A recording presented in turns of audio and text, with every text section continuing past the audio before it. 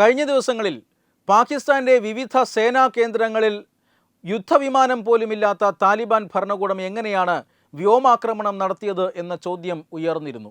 അതിൻ്റെ ഉത്തരമാണ് നമ്മൾ ഇപ്പോൾ കണ്ട ആ ദൃശ്യങ്ങൾ. താലിബാനിൽ നിന്നും അല്ലെങ്കിൽ അഫ്ഗാനിസ്ഥാനിൽ നിന്നും ആളില്ലാ യുദ്ധവിമാനങ്ങൾ, അതായത് ഡ്രോണുകൾ, പാകിസ്ഥാൻ്റെ സേനാ കേന്ദ്രങ്ങളെ ലക്ഷ്യമാക്കി പോകുന്ന ദൃശ്യങ്ങളാണ് നമ്മളിപ്പോൾ കണ്ടത്. അതായത് താലിബാൻ ഭരണകൂടം പുറത്തുവിട്ട ദൃശ്യങ്ങൾ, അത് ഇന്ന് ഏറ്റവും വലിയ വാർത്തയായി മാറിയ ദൃശ്യങ്ങളാണ്.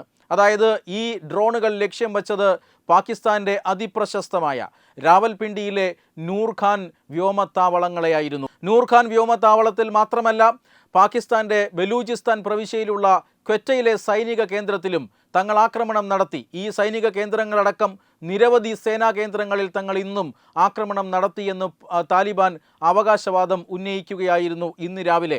പാകിസ്ഥാൻ ഈ അവകാശവാദങ്ങളോട് ഔദ്യോഗികമായി ഇതുവരെയും പ്രതികരിച്ചിട്ടില്ല. പക്ഷേ നേരത്തെ പുറത്തുവിട്ട ദൃശ്യങ്ങൾ അത് ഇതിന് തെളിവാണ്. നൂർഖാൻ എയർബേസിലടക്കം താലിബാൻ വ്യോമാക്രമണം നടത്തിയിട്ടുണ്ട് എങ്കിൽ അത് പാകിസ്ഥാന് ഏറ്റവും വലിയ തിരിച്ചടിയാണ് എന്ന കാര്യത്തിൽ തർക്കമൊന്നുമില്ല. ഈ ആക്രമണം താലിബാൻ നടത്തിയത് പാകിസ്ഥാൻ വ്യോമസേന ഏതാനും ദിവസങ്ങൾക്ക് മുമ്പ് തങ്ങളുടെ വ്യോമാതിർത്തി ലംഘിച്ചുകൊണ്ട് നടത്തിയ ആക്രമണത്തിന് പ്രതികാരമായിട്ടാണ്, മറുപടിയായിട്ടാണ്. പാകിസ്ഥാനുള്ളിൽ നടക്കുന്ന ഭീകരവാദ പ്രവർത്തനങ്ങൾ, അതോടൊപ്പം തന്നെ ഭീകരാക്രമണങ്ങളും സ്ഫോടനങ്ങളും എല്ലാം ആസൂത്രണം ചെയ്യുന്നത് തെഹ്രീക്ക് താലിബാൻ എന്ന ഭീകര സംഘടനയാണ് എന്നും ഈ തെഹ്രീക്ക് താലിബാൻ പാകിസ്ഥാൻ എന്ന ഭീകര സംഘടനയ്ക്ക് എല്ലാവിധ പിന്തുണയും നൽകുന്നത് താലിബാൻ ഭരണകൂടവുമാണ് എന്ന് ആരോപിച്ചുകൊണ്ടാണ് പാകിസ്ഥാൻ ഇങ്ങനെ ഒരു ആക്രമണം നടത്തിയത്. കാബൂളിലും അഫ്ഗാനിസ്ഥാൻ്റെ വിവിധ പ്രദേശങ്ങളിലുമാണ് ഇത്തരത്തിലുള്ള ആക്രമണം നടത്തിയത്. ഈ ആക്രമണങ്ങളെല്ലാം ജനവാസ കേന്ദ്രങ്ങളിലായിരുന്നു എന്ന് താലിബാൻ ആരോപിക്കുന്നു. എന്നാൽ പാകിസ്ഥാൻ പറയുന്നത് ഇതെല്ലാം തീവ്രവാദ പരിശീലന കേന്ദ്രങ്ങളായിരുന്നു എന്നാണ്. എന്തായാലും രണ്ട് രാജ്യങ്ങളും തമ്മിലുള്ള സംഘർഷം അത് തുടരുകയാണ്. പതിവ് പോലെ പാകിസ്ഥാൻ അഫ്ഗാനിസ്ഥാൻ അതിർത്തി പ്രദേശങ്ങളിൽ മാത്രമല്ല, പാകിസ്ഥാൻ്റെ ഉള്ളിലേക്ക് കടന്ന് പാകിസ്ഥാൻ്റെ തലസ്ഥാനമായ ഇസ്ലാമാബാദ് വരെ താലിബാൻ്റെ വ്യോമാക്രമണങ്ങൾ കഴിഞ്ഞ ദിവസം എത്തിയിരുന്നു. ഇസ്ലാമാബാദിലും അബോട്ടാബാദിലും അപ്രതീക്ഷിതമായി താലിബാൻ വ്യോമാക്രമണം നടത്തിയത് പാകിസ്ഥാനെ ഞെട്ടിച്ചു കളഞ്ഞു. കാരണം താലിബാൻ വ്യോമസേനയ്ക്ക് യുദ്ധവിമാനങ്ങൾ ഇല്ലെന്നും അതുകൊണ്ട് തന്നെ പാകിസ്ഥാൻ്റെ ഉള്ളിലേക്ക് കടന്ന് ആക്രമണം നടത്താൻ കഴിയില്ല എന്നുമാണ് പാകിസ്ഥാൻ വിചാരിച്ചിരുന്നത്. എന്നാൽ അവർ ഇപ്പോൾ ഡ്രോണുകൾ ഉപയോഗിച്ച്, ആളില്ലാ വിമാനങ്ങൾ ഉപയോഗിച്ച് ഇപ്പോൾ പാകിസ്ഥാൻ്റെ തന്ത്രപ്രധാനമായ വ്യോമസേനാ കേന്ദ്രങ്ങളടക്കം ആക്രമണം നടത്തിയിരിക്കുന്നു, അവർ ആക്രമിച്ചിരിക്കുന്നു എന്ന വാർത്തയാണ് ഇപ്പോൾ പുറത്തു വരുന്നത്. ഇപ്പോൾ എന്തായാലും പാകിസ്ഥാൻ താലിബാനെതിരെ വലിയ യുദ്ധം തന്നെ പ്രഖ്യാപിച്ചിരിക്കുകയാണ്, തുറന്ന യുദ്ധം തന്നെ പ്രഖ്യാപിച്ചിരിക്കുകയാണ്. പശ്ചിമേഷ്യയിൽ വലിയ യുദ്ധം നടന്നുകൊണ്ടിരിക്കുമ്പോൾ തന്നെ പാകിസ്ഥാൻ അഫ്ഗാനിസ്ഥാൻ അതിർത്തി പ്രദേശങ്ങൾ അത് സംഘർഷഭരിതമാവുകയാണ്. പാകിസ്ഥാനെ സഹായിക്കാൻ അമേരിക്കയ്ക്കും കഴിയാത്ത ഒരു സാഹചര്യമുണ്ട്. പാകിസ്ഥാൻ ഈ സംഘർഷങ്ങളെ തുടർന്ന് പാകിസ്ഥാനിലെ എംബസി പോലും അമേരിക്ക അടച്ചിരിക്കുന്ന സാഹചര്യമുണ്ട്. ഇന്ന് രാവിലെ പുറത്തു വന്ന, അതായത് ഇപ്പോൾ നമ്മൾ പറഞ്ഞു വെച്ച ആ വാർത്ത, നൂർഖാൻ എയർബേസിലേക്ക് താലിബാൻ ആക്രമണം നടത്തിയിട്ടുണ്ട് എന്ന വാർത്ത, അത് ശരിയാണ് എങ്കിൽ തീർച്ചയായും പാകിസ്ഥാന് ലഭിച്ച തിരിച്ചടി അത് ഒട്ടും ചെറുതല്ല. അതിൻ്റെ ഏറ്റവും പ്രധാനപ്പെട്ട കാരണം 2025 മെയ് മാസത്തിൽ പഹൽഗാം ഭീകരാക്രമണത്തിന് മറുപടിയായി ഇന്ത്യ നടത്തിയ സൈനിക നടപടി ഓപ്പറേഷൻ സിന്ദൂർ.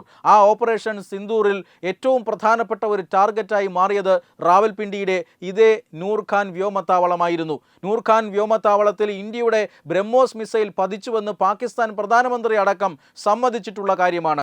നൂർഖാൻ വ്യോമത്താവളത്തിന് വലിയ തകരാറുകൾ, വലിയ ഡാമേജുകൾ വരുത്താൻ ഇന്ത്യയുടെ ഓപ്പറേഷൻ സിന്ദൂറിന് സാധിച്ചിരുന്നു.